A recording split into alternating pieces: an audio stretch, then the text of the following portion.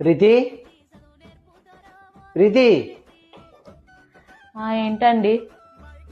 ఏదో చికెన్ 65 చేసినట్టు స్మెల్ వస్తుంది కదా, ఎక్కడి నుంచి వస్తుంది? ఏమో, పక్కింటి రోజా బర్త్డే కావచ్చు. ఆమెది మార్చి 3కు. అవునా? మరి మన ఎదురుంటి జయది? ఆమెది జనవరి 17. ఇంటెన్క సోనిది? ఆమెది ఫిబ్రవరి 17. పక్క గలి అంజలిది? డిసెంబర్ 9. అవునా? మళ్ళీ ఇవాళ ఎవరిది? ఇవాళ ఎవరిదే?